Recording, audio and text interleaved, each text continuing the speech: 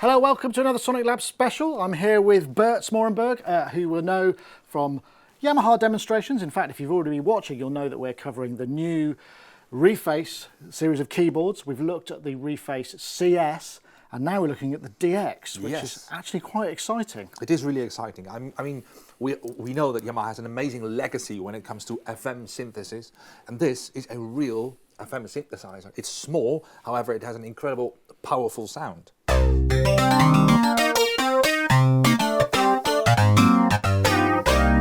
Those classic DX sounds. If you listen to this,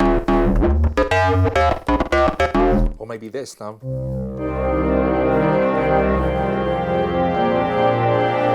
Very DX. Oh, it takes you back, doesn't it? It does, doesn't it? Completely back in the 80s. So this is a real DX FM synthesizer.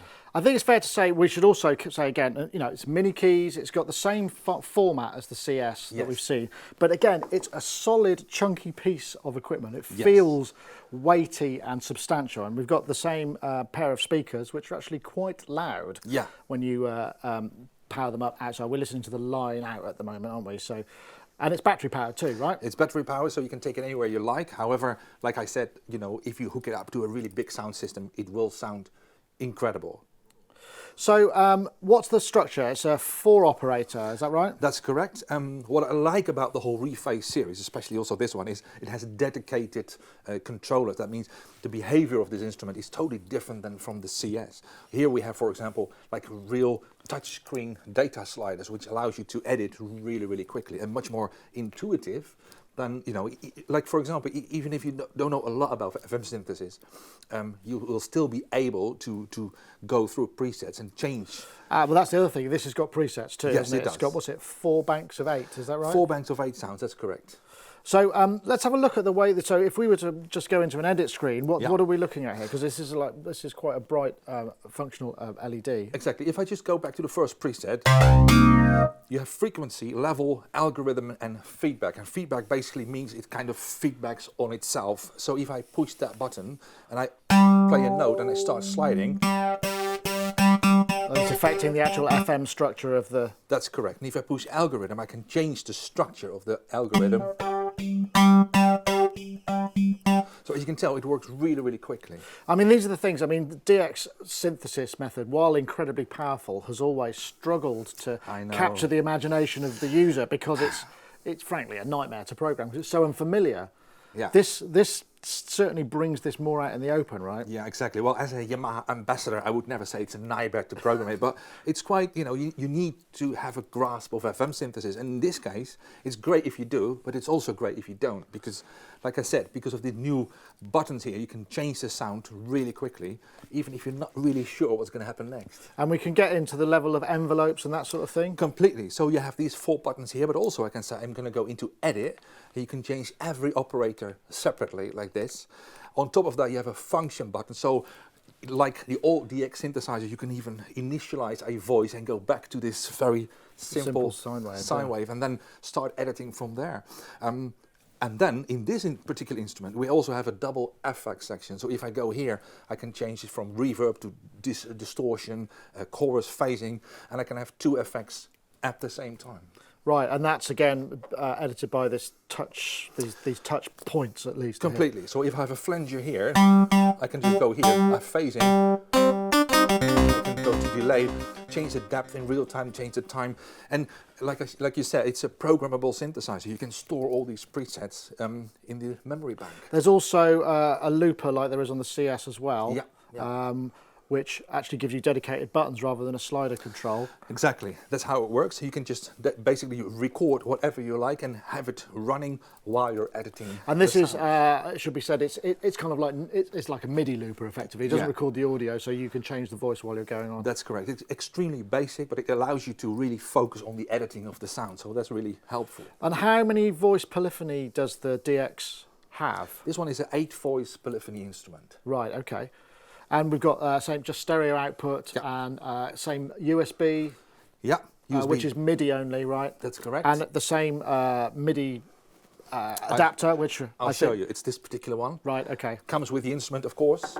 And And then you have MIDI in and out in just one cable, which is very convenient as well. And one thing, I mean, because I've been playing with this a little bit while we were setting up, and the keyboard for a mini keys keyboard actually does feel pretty good. You know? It's not just marketing hype; it actually does feel very solid. And I think because of the mass of the instrument as well, it doesn't feel like a lot of mini keys. They kind of resonate with the tapping. It actually feels exactly the point. Yeah. But I do notice you've only got a pitch bend and not a mod wheel. That's correct. Yeah, no modulation wheel on this instrument. Presumably that can come in over MIDI or over USB. Yeah, it will always send all the controller data to your DAW if you hook it up to a computer, and you can even store your sounds on a separate editor as well. So the patches that come with it, there are sort of flavors of DX. I mean, I think the thing is with FM synthesis, you can go all over the place. Absolutely. It's quite interesting. I was just messing around with it. As soon as you start kind of heading off into the distance with effects or whatever, you get some really wild stuff. Well, perhaps we can have a listen to some more sounds. One thing I will say, that in the room, and this is something I remember with DXs in the past, I used to run a TX7 and an original DX, they were so noisy sometimes. This is clean as a whistle and has a very it's a very distinct sound. Perhaps you could just play us a few more. Yeah, the cool thing about this instrument is it's a very, very clean and very bright. It's really sparkling.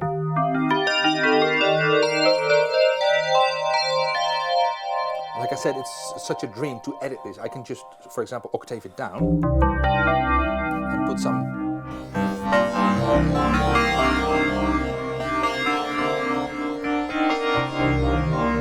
See how quickly you can get different it's interesting that you're actually changing the FM structure on the fly, which is something I wouldn't have liked to try that on. Well, exactly, it would take more time, but also it's just really inviting to work with this instrument. So I would say we've got 4 banks of 8, 32. Yep. Presumably you'd be able to get the patches out and into a DAW, save them and bring other patches in. That's correct. Okay. And is there anything else that we need to check? Because I think we should just listen to some more sounds. Basically, that's basically the coolest thing of this instrument. Just listen to it. What I'm going to do now is I'm just going to go to function, and I'm going to keep it pushed until I get to so-called voice initialize, because that's the scariest thing. We used to tweak existing sounds, or we used to initialize the voice. I push this one, he goes like, "Are you sure?" Of course we're sure. And then you get this typical sound. And then of course I'm just going to put some feedback on it. Some effects. Maybe some wah sound or chorus or delay. I'm going to go to another effect. So as you can tell, within seconds, which is very unfamiliar territory for FM, isn't it? Exactly. I came from an initial voice into a rather usable voice. And then after that, you can go into edit and you can change the envelopes of all the different operators and stuff. It's a lovely machine. I mean, there's still a bit of, there is obviously some menu pushing or what have you. I guess you could map a controller into it and maybe have it for controlling envelopes, that sort of thing. You can do that as well. Yeah. Interesting stuff. So this is available, we think, in the autumn sometime, end of summer, beginning of autumn. Yeah. And do you think there's going to be a resurgence in some of the classic FM sounds, perhaps some new ones even? I'm 100% convinced, yeah. Especially because it's so accessible now. So we've seen FM actually being incorporated into a lot of contemporary electronic music in recent times, as well as some of the classic ones. And one thing I really like about this is FM has a really it's very velocity sensitive. I don't know if you've got any patches there that show that. Exactly. For example, this bass, this dark bass, if you play it from very soft to very loud, really feel the dynamics. Or if I play this lead, you